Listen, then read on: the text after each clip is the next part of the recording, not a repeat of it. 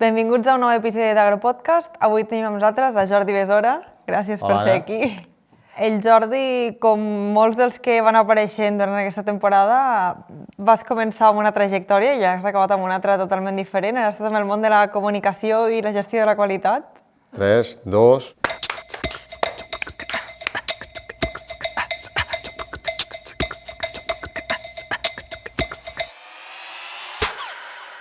Pues sí, mira, aquest dia estava amb la graduació de la meva filla, que estava fent segon de batxillerat, i es preocupaven molt per les carreres que estudiaran, i jo pensava això que acabes de dir tu ara.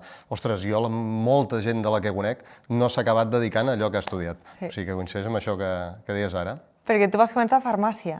Jo vaig néixer en una farmàcia, físicament dins d'una farmàcia, vaig viure 18 anys físicament dins d'una farmàcia, el nostre pis es diferenciava a través d'una porta de la resta de la farmàcia, i llavors què vaig estudiar? Vaig estudiar farmàcia, però ja després de farmàcia, cap a l'últim any de farmàcia, jo vaig compaginar en primer de tecnologia dels aliments i vaig descobrir que, de fet, ja m'interessava bastant més l'alimentació que les drogues. I com passes d'aquí a la gestió de la qualitat, a les empreses, i com passes d'aquí a la comunicació? Mira, començo treballant a la indústria alimentària, de producció, de qualitat, i a partir d'aquí m'especialitzo en qualitat, faig màsters, m'especialitzo en gestió de la qualitat, en el món agroalimentari, i d'aquí em ve que després acabo en un altre màster fent pràctiques en una consultoria. Aquesta consultoria de temes de gestió de la qualitat no només abasta ja el sector alimentari, sinó a qualsevol altre sector, és l'administració pública, el sector químic, qualsevol altre. I aquí és on m'acabo especialitzant en gestió de la qualitat en qualsevol sector, tot i que el meu origen és agroalimentari i que sí, també soc auditor, especialista en seguretat alimentària, que ve a ser com les meves arrels, que no les he perdut mai, però realment la farmàcia em va servir per conèixer la meva dona i per no prendre medicaments, que no em prenc. Ja està. Em va servir per aquestes dues coses, que ja és important. I com passes d'aquí a la comunicació?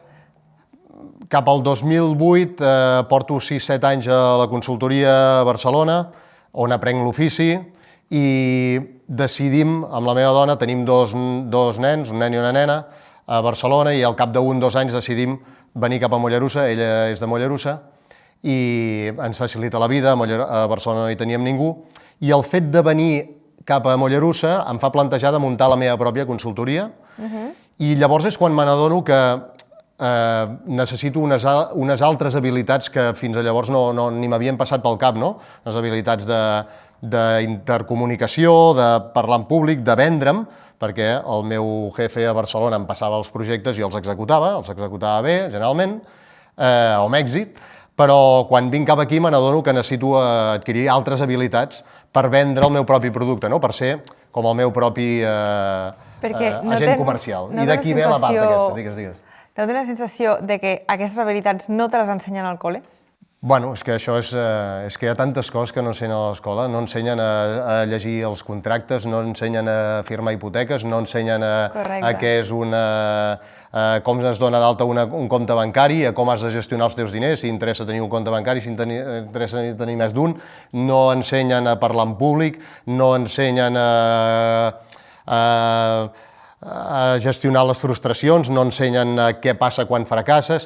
És que hi ha tantes coses que no s'ensenyen a l'escola i que crec que s'haurien d'ensenyar, i aquesta és una, sí, clar. Sí, totalment.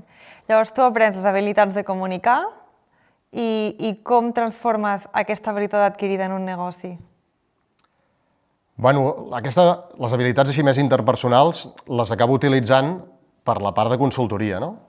Llavors sí, estudio 2 anys coaching a Barcelona, però no m'acabo dedicant de per si a fer de coach. Una altra vegada. Sinó que això ho poso com a pebre i sal, com a ingredients dins de la meva consultoria. Doncs em serveix per anar a conèixer nous clients, a interaccionar, a gestionar equips, a portar reunions, a tots aquests temes. I ara imparteixes cursos de comunicació. Bueno, ja veig per on anaves. Ara, fa poquet, he volgut barrejar aquestes habilitats de parlar en públic, les habilitats de docència també, que sempre m'han agradat, i estic elaborant ara un curs que en principi el llançaré a la tardor, vaja, allà al setembre, sobre parlar en públic, no? Un curs de transformació que es basa en agafar 10 persones i aquestes 10 persones, durant 10 setmanes, han de buscar un 10 parlant en públic, no? I llavors diu 10 parlant en públic, 10 hablando en público, perquè el faré a nivell estatal. Molt bé. I bueno, estic tirant endavant aquest curs que serà sincrònic i asincrònic a la vegada. Molt bé, molt bé. Online. És que t'hem estat veient per xarxes socials i bueno, la veritat s'ha de dir, parles molt bé davant de la càmera. Bueno, moltíssimes gràcies. La veritat és que ho fas molt, molt bé. I abans hem estat parlant de coses que s'expliquen i no s'expliquen a l'escola, i a Espanya recentment ens estem adonant compte, no?, de que tenim unes carreres universitàries molt potents, de tots els sectors, no?, però quan estem a la universitat s'ensenyen unes habilitats que quan tu surts al món real no quadren. Algunes d'elles sí, que òbviament et serveixen, però potser no t'ensenyen la pràctica que requereix el món real, no?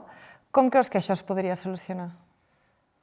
A veure, sí que és veritat que a Espanya, en general, hi ha una titulitis, no? O hi ha ens agrada tenir molts o anem per davant amb el currículum, no? I en canvi la persona va darrere el currículum, quan hauria d'anar per davant del currículum.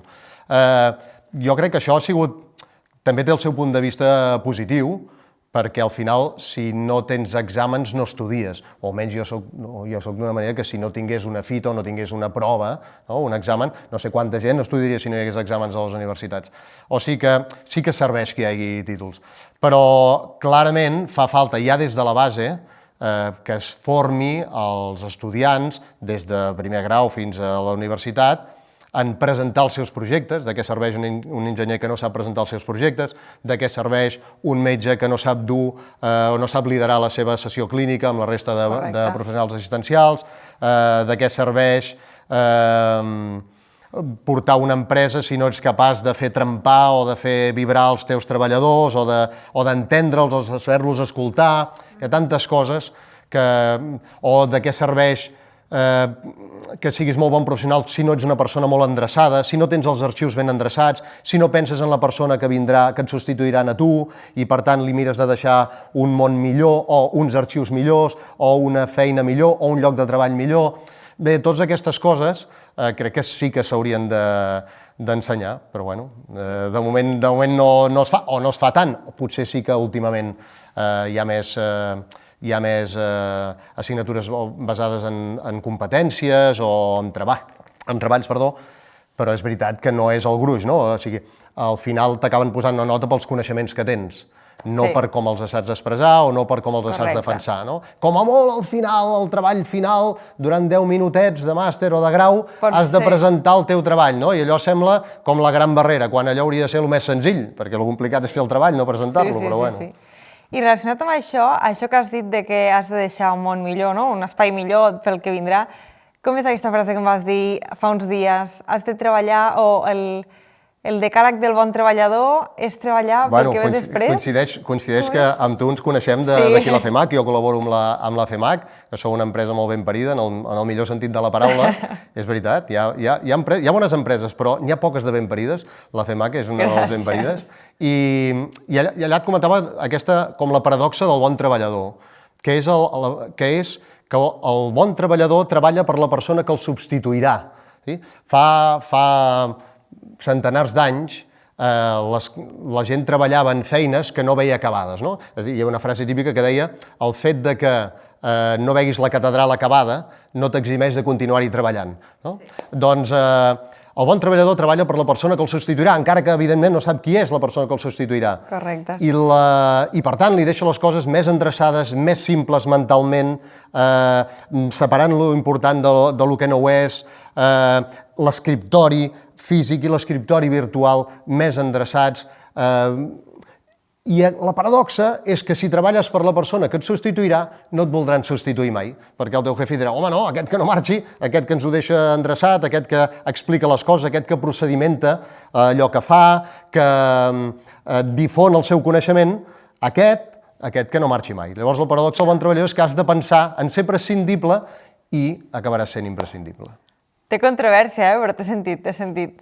I clar, això està molt relacionat també amb la gestió de la qualitat, no? Aquesta altra vertent que tu t'hi dediques. Clar, això és molt ISO 9001, no? Que és com la mare d'allò que em dedico, porto altres normes, però la ISO 9001, que és com de les normes de l'Organització Internacional d'Estandardització, la més famosa, va sobre això, no? En què allò que passa en l'empresa no incideixi en el client, és a dir, si em substitueixen a mi, el client que rep el meu producte o que rep el meu servei no se n'assabenti, perquè funcioni perfectament la prestació del servei o la fabricació del producte, no? Per tant, que la gent no sigui imprescindible, que es comparteixi el coneixement, que s'escrigui el coneixement, que tinguem dades objectives per prendre decisions, que tinguem mecanismes per millorar, que tinguem reunions amb un ordre del dia comuns, i tot això va al fet de deixar una empresa millor pels teus fills o per qui te la vulgui comprar. I per qui no sàpigui molt bé de què es tracta aquesta norma, no?, de la ISO, què li podries dir a una persona que diu vale, jo vull millorar la meva empresa, vull estandarditzar totes les processos, però no sé, això és una solució per mi? Això podria utilitzar-ho? Mira, la norma ISO 9001 en general, o les normes de qualitat, es fan per dues coses, inclús amb els títols que parlàvem abans, no? O et treus el títol perquè t'agrada o et treus el títol perquè en vols treure un rendiment.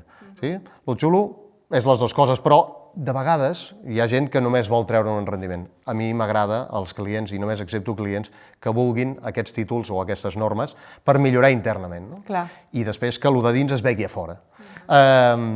Què li diria? Doncs que la norma ISO 9001 és la norma ideal per endreçar i per posar ordre a l'empresa. Em sembla ideal, em sembla perfecte, em sembla flexible, em sembla perfecte. De fet, ha tingut molt èxit per això. No, i si jo miro com a treballadora d'una empresa... Explica-ho tu, que a la FEMAC esteu certificats, o estem certificats, deixem-ho dir així, amb la ISO 9001. No, sí, estem, perquè sense tu no ho podríem haver fet. Però som una organització, la FEMAC, no? Som una organització que en principi no necessitaríeu, perquè no és una organització molt gran, amb diferents seus, etc. No? I tot i així, malgrat allò que dèiem, no seria obligatori, ostres, tot així ens interessa per endreçar-nos, per deixar les coses, fer més robusta l'organització. Sí, i tot el tema d'endreçar processos, no? Que a vegades nosaltres que gestionem moltes inscripcions de cursos, esdeveniments, de fires, el diari de l'esdeveniment, no? Que l'altre dia parlàvem, ostres, al final ho tens, què sigui la llibreta, l'ordinador, l'Excel, el PowerPoint, ho tens tot per allà desfet, no? I quan entres tu dius, doncs si ho podem tenir tot així, tot endreçat, el procés es fa molt més fàcil. Claro.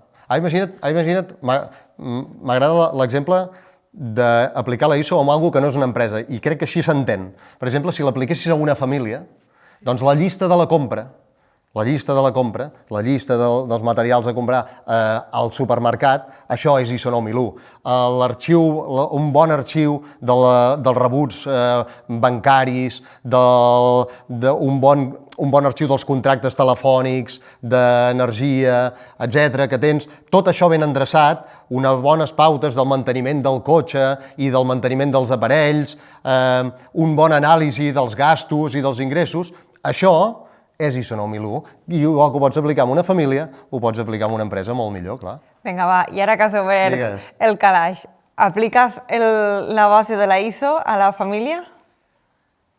Bueno, jo soc bastant cap quadrat i bastant endreçat, però bueno, evidentment no amb el formalisme, però sí que les habilitats aquestes de ser endreçat, de planificar, d'analitzar, de no només corregir, sinó de millorar, que és una altra habilitat que et dona la ISO, no només si em cau el boli a terra, doncs et recullo el boli, això és corregir, no? Em torna a caure sense voler i torno a corregir. Però millorar és pensar com és que el bolígraf em cau cada vegada a terra, no? I què podríem fer? Potser podríem posar un llapisser aquí al mig i així no ens cauria, no? Llavors, corregir és humà, però millorar és diví. Doncs aquestes filosofies les pots aplicar a qualsevol cosa a la vida, també a la família, però evidentment a l'empresa les pots aplicar. El guapo de la gestió de la qualitat és que ho pots aplicar a qualsevol ecosistema. Igual que un ecosistema pot ser el planeta el sistema solar és un ecosistema, el planeta Terra és un ecosistema, un continent és un ecosistema i al final pots anar baixant així, una ciutat és un ecosistema i un toll d'aigua és un ecosistema amb una flora i una fauna particulars. Doncs els temes de gestió de la qualitat els pots aplicar a l'empresa sencera, els pots aplicar a un departament, els pots aplicar a tu com a treballador. Per tant, els portes incorporats van amb tu, van amb l'empresa, a qualsevol cosa que faci l'empresa, independentment de si treu una nova línia de producte o de servei. Correcte, són habilitats escalables, no? Claro. Molt bé. I per anar acabant, el que nosaltres volem és encoratjar el talent jove a entrar dins del sector agroalimentari, que al final és el sector on es dedica la FEMAC. Quin consell li donaries a un jove que volgués entrar i diu, ostres, que no sé, potser no tinc una empresa o potser no sé si entrar perquè no sé si m'agradarà? Mira, els consells es poden donar perquè els consells són per tenir-los en compte, no per seguir-los. Correcte, correcte. Doncs, si algú vol tenir en compte aquest consell, potser el consell seria que si et vols dedicar a alguna cosa, al món agroalimentari o a qualsevol altre, estudia, prepara't acadèmicament, esforça-t'hi, fes primer d'aprenent, perquè la vida és així, primer has d'aprendre, busca un bon referent, vés a treballar amb aquest bon referent, si has de cobrar menys o no has de cobrar, doncs ho acceptes, que d'això se'n diu pràctiques o d'això se'n diu la figura de l'aprenent, que tots l'hem tingut. I a partir d'aquí, forma't, apassiona't, investiga, intenta conèixer la veritat o els fonaments d'allò que vulguis, no? Doncs el sector agroalimentari, com qualsevol altre. Genial. Doncs escolta, moltes gràcies. Ha sigut una conversa superenriquidora i esperançadora. I ens veiem a tots a la pròxima. Gràcies per ser-hi i gràcies a la Diputació de Lleida per donar suport al podcast. Ens veiem.